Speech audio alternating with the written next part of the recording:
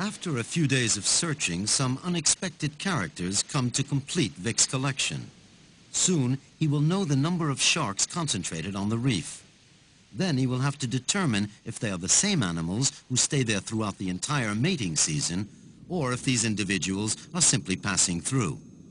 Encouraged by his progress, Vic increases the number of his daily dives.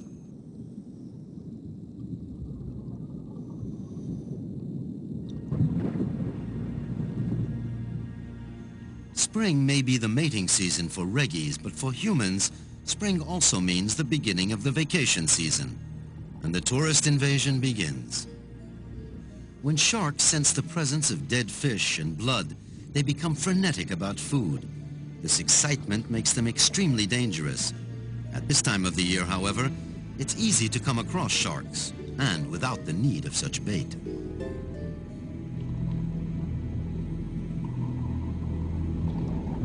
In a very short space of time, Aliwal Shoal has become a very popular diving spot for thrill-seeking vacationers.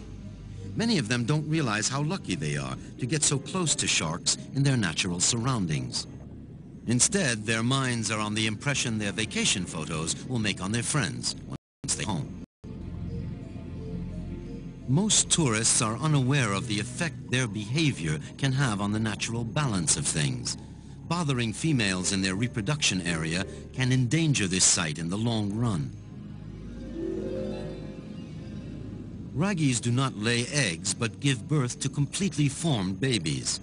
First, 15 or so embryos develop in the mother's 2 uteruses. Even at this stage, their predator nature is affirmed. Very quickly, the strongest of the brood attacks and devours his brothers and sisters. After 9 months of gestation, only 2 little cannibals remain, 1 per uterus. The reproduction rate of these sharks is therefore relatively low. This is why Vic is very attentive to the well-being of these animals during their stay on the reef.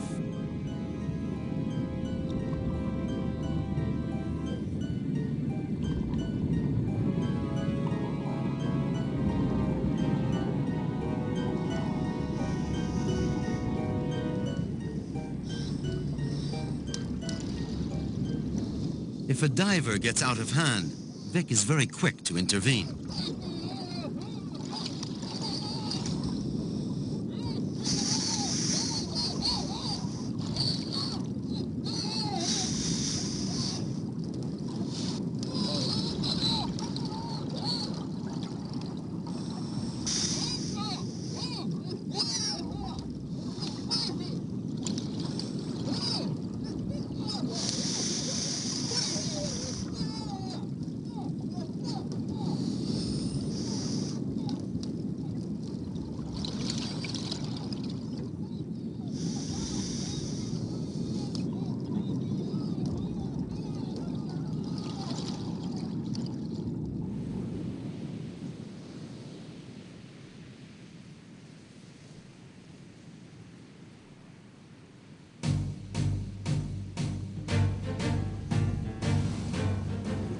More and more tourists come here every season.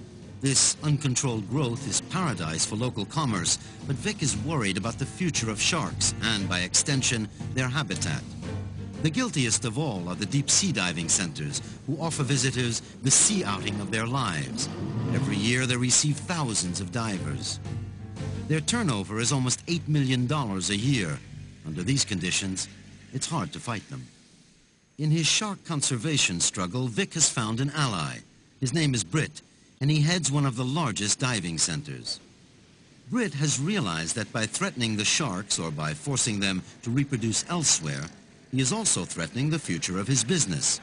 Fewer sharks on the site, and he can kiss his thriving business goodbye. Hey Britt, how you doing? Hey, good to see you again. Yeah, good to see you, yeah. Good. You here to do some diving? Well, I hope so. If your divers have left me some sharks to do research on. Oh, I'm a little bit worried about the amount of divers we've got to the sharks at the moment, eh? I think we should do something about it. Okay, well, maybe we should call a meeting with the other dive shops and discuss it. That's a good idea. I think we should do it after the dive. Yeah? Okay.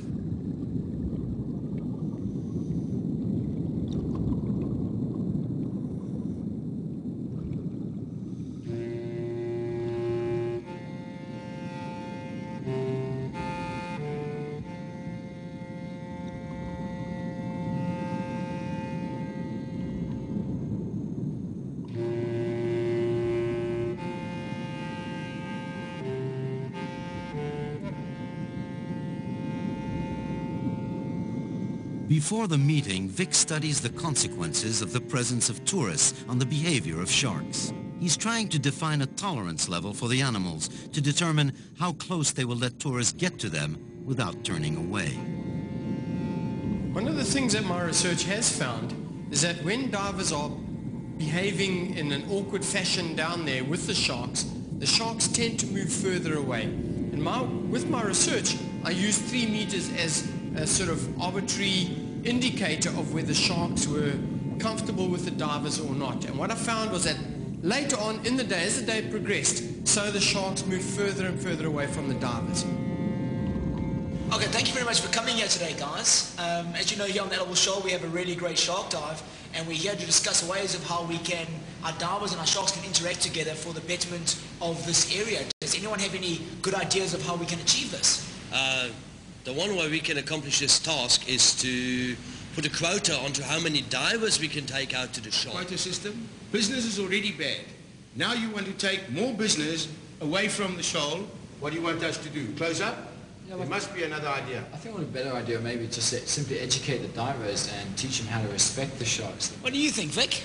Yeah, Brett, I think it's probably what Graham was saying is probably the best idea. I think if we can get educated divers, environmentally friendly divers, we'll have happy divers, happy sharks and happy business. And what more do you want? That's not too bad. So does everyone agree to this? Definitely. Definitely. That's the right answer. Yeah, I think so. No, it sounds good. Vic has won a great victory, but it's only one small step in his crusade. His first class will be about the teeth of the super predator of the sea. Okay, guys, thanks very much for coming through this afternoon. The first thing I want to explain to you is how all sharks have got this movement of teeth going forward, and these front teeth are the ones that are actually functional. Okay, so you can see how those teeth are moving forward from the back of the jaw through to the front of the jaw. Sharks are very, very evolutionarily advanced. This here is a fossil tooth, and this is a tooth from a raggy from the Edible Shoal here. This is about 14 million years old, the fossil tooth, and that probably shows you that the changes have hardly occurred. So basically, 14 million years ago, a shark, like the ragged-toothed shark, had already evolved to almost the same size and shape that it is today. A big shark's mouth can contain up to 3,000 teeth, and it's estimated that he can use up to 20,000 teeth in his lifetime. Folks, remember that we're very fortunate here at the Edible Shoal and that we can see sharks going around in their natural behavior. Here we have a diver sitting very calmly, and you can see how close the shark will get. If you're sitting calmly like this diver is, the shark will come within at least 1 meter of you. If you are moving around, or if you go into Reggie Cave or into Cathedral, you will chase the sharks out, and it results in an unpleasant diving experience for both you and the shark. And of course, we do not want to corrupt the shark's behavior. Right, here we've got a male. Okay, you can see the claspers underneath the second dorsal and behind the pelvic fin. And when we're underwater, and I want to show you that we're looking at a male, I'll give you this sign. Okay, very easy to understand. Now when we're looking at a female, I'll do this. Okay, very easy. I'm sure all of you understand what that'll mean.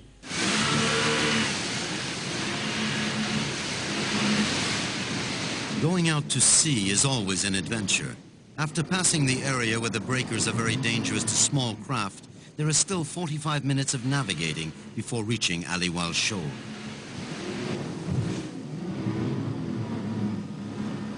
Vic now realizes the incredible potential represented by all his students with their amateur cameras. Successive waves of tourists will enable him to determine the exact number of raggies and to reconstruct their daily schedule. He simply has to gather all the information supplied by the hundreds of photos taken by the divers. Okay guys, we're on top of Reggie Cave. Everybody ready? Right, DV's in please. All together on